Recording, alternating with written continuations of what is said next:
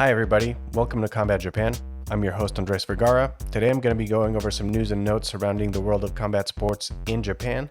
We're going to do a little bit of sumo, we're going to talk some RIZIN, we're going to go over some QUINTET grappling. We're also going to be looking ahead in the calendar for upcoming events in the next few weeks. So we'll dive right into that. Before I get into all that, just a quick update on my lower back. I seem to be doing a lot better. I've been doing a lot of rehab, so we are back in business. So I know you've all been dying to know how my injury is going. So yeah, let's dive right in. All right, so the Nagoya Banzuke, which is the sumo rankings, has been released for the upcoming July 12th tournament in Nagoya. Just a quick plug, I put out a video on how sumo rankings work. You can check it out on my channel. It's only like a 4-minute video, but if any of this doesn't make any sense to you, maybe that'll, demystify it a little bit. So I'll try and, go through this a little bit and talk about it with you guys. All right. So here is the Banzuke, which is the rankings for the top division. I like this website. This is the Sumo database. I like it because it's color coded. So like anything that's this dark red, I guess pink, that's going to be a divisional debut. So we see here at the bottom, we have Kazuma and Daisei-san debuting in Makuuchi, which is Division 1 Sumo. So they were in the tier below Juryo in the previous tournament. I like this website because you can customize like how you see, like which attributes you see. And I always like adding this column here called previous, and it's their previous record of their previous tournament. So you'll see that Daisei-san went 9-6 in Juryo. Kazuma went 12-3, and he actually won the Juryo championship. That's what the Y means right there. It means Yusho. So these guys are debuting here in Division 1. Another quote-unquote debut is Yoshino Fuji, because he is for the first time in the Sanyaku, the named ranks. So that's cool. He won 11-4 last time, and he got promoted to Komusubi. So, but let's just start at the top here. The named ranks are Yokozuna, Ozeki, Sekiwake, and Komusubi. Typically, there's only 2 wrestlers for each one of these. There's the east and west side of these. But as you may notice here, there's 4 wrestlers here at the S rank, Sekiwake. And this is a bit of a weird like circumstance. So what happened was Aonishiki was Ozeki. So in the previous tournament, we had 3 Ozeki, but he got demoted due to having 2 losing records in a row. And when an Ozeki gets demoted back down to Sekiwake, they end up being the least ranked, the lowest ranked Sekiwake. So as you'll see here, Atami Fuji is Sekiwake 1 East. So he's the highest ranked because the east side is ranked higher than the west. Then we have Koto Shoho, Sekiwake 1 West. Then we have Wakata Kakage, who won the previous Basho as Sekiwake 2 East. And then lastly, our Sekiwake 2 West is Aonishiki, because he was coming from a demotion, right? So both Atami Fuji and Koto Shoho did really well within their, they both won 9-6 in their last tournament, and they get to keep their Sekiwake rank. Wakata Kakage was coming in, I think he was Komusubi last tournament, but because he won the tournament and he had a 12-3 record, he got promoted. So he's coming up. So we have the first 2 guys staying put. Wakata Kakage is coming up. And then Aonishiki is last because he's coming from a demotion. And you'll see here that he did not participate at all. He had basically 15 losses, but he just didn't compete. But yeah, things are also staying put with our Yokozuna, obviously, because they didn't really compete. Hoshoryu only had 2 showings before pulling out. And Onosato was completely out of the tournament as well. So they stayed put from their previous rankings. In Yokozuna, you can basically just move from east to west, that you can't get demoted. Kirishima went 12-3 the last tournament, and then the tournament before that, he had won. He'd won the Yusho. So he is on his bid to get promoted to Yokozuna. So in order to qualify for Yokozuna, an Ozeki ranked wrestler has to win 2 tournaments back to back at the rank of Ozeki, right? And Kirishima, the tournament where he won last time, that's what promoted him to Ozeki. So he wasn't Ozeki when he got that. And then in the last tournament, he lost the tournament, but he had a tied record, so he lost in a playoff. He had a 12-3 record. And when they say, you know, 2 winning tournaments, it's either that or a championship equivalent, and that's like determined by the Yokozuna Deliberation Council. So this could count toward one of the uh, equivalent wins, 12-3 record. So potentially, if Kirishima comes out of this tournament winning it, he could get promoted to Yokozuna, and we would have a 3 Yokozuna with Hoshori Onosato and Kirishima. So that's a story to watch as well.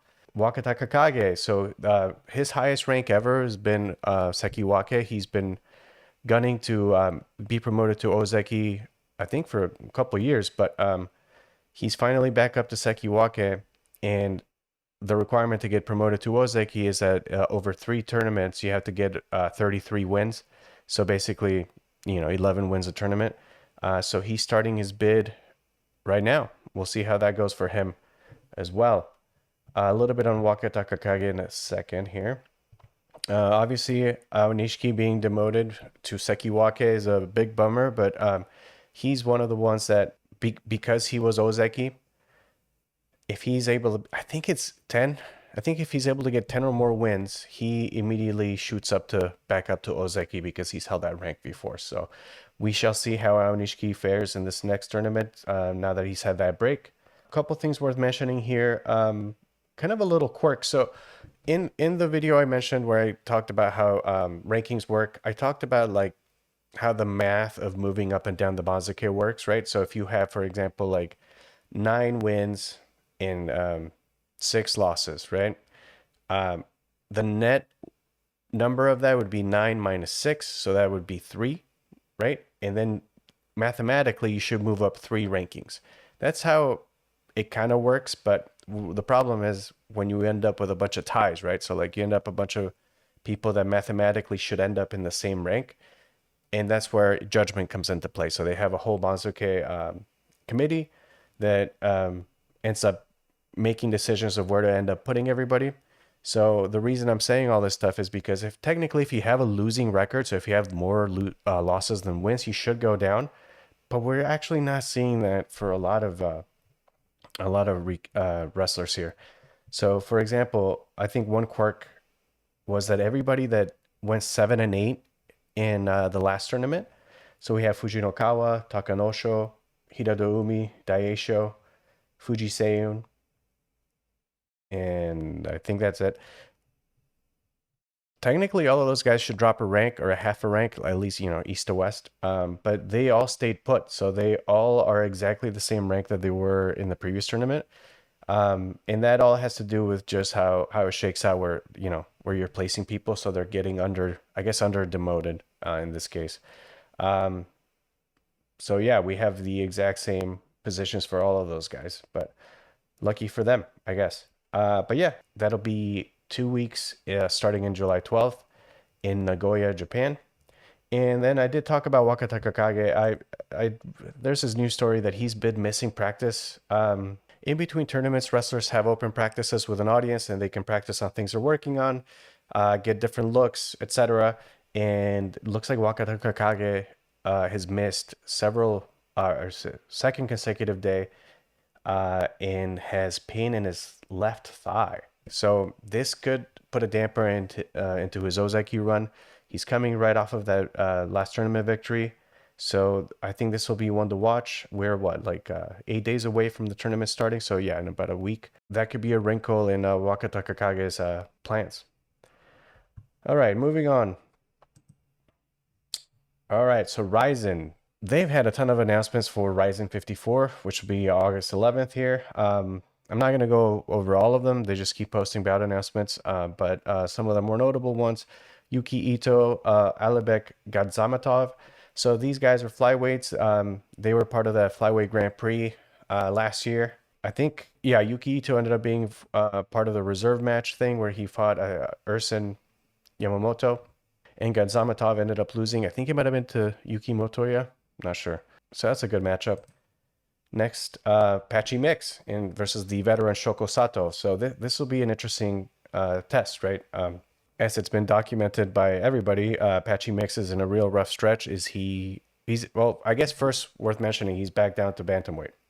So he last fought Kiyoma Akimoto at 145, but now we're back down to 135, and we'll see how he does. Shoko Sato has a ton of fights. He's got a ton of knockouts too, so this will be a good test, a good gauge to see where Patchy is currently. Joji Goto, again at 135, he's looking to bounce back from his recent loss to Danny Sabatello, who's fighting in Landmark 15 in just a couple weeks. But yeah, RIZIN 54 is shaping up to be a hell of a card. Yeah, so we have Kiyoma Kimoto versus Kleber Koike as the main event. I think Kate Lotus is the co-main event versus Noel. So it's going to be a hell of a card. So good stuff from RIZIN as well. All right, moving on. We have Quintet announcements. So in my last video, I feel like every time I talk about Quintet, the very next day they announce something. So anyway, long story short, they announced their 4 teams. So we have the first team here, Team Ninja, with Igor Tanabe. I got to be honest, I don't know every single guy here. I had to do a little bit of research, but I think Igor is a heavyweight. He has had a lot of success in IBJJF in Japan. He's one of the more talented heavy guys in the Japanese grappling scene, so this will be exciting to see how they do. Next up is Team Iwamoto Adventures. So this is Kenta Iwamoto. I am more familiar with him. I know he's trained with the B team quite a bit. He's, I believe, a 3-time ADCC Asia Trials champion. Hell of a grappler. He's the guy, I think he's the guy that was a CJI or something. He was holding his nutsack for leverage. It was a fun clip. You should check that out. But yeah, this seems to be an all Japan team, which is sick. Next up, we have Grant Bogdanovic from the US. I might have said his last name completely wrong, but apologies. And this is more of a mix and match team. I know that Grant has experience in Quintet before. I think he won one of not the big events, but the Quintet Fight Nights with the team. So this will be interesting as well to see how he fares. Looks like he's got some Japanese teammates as well. Is Takuma Suda related to Genki Sudo? I should know that. I will find out, but this is cool. And then lastly, we have the K-Top BJJ. So this is the Korean team. And we have team captain Yoongeum No, along with a bunch of his teammates from Korea. I know that No has experience in ADCC as well. I think he's won Asia trials a few times as well. So he's a bit older though, I think.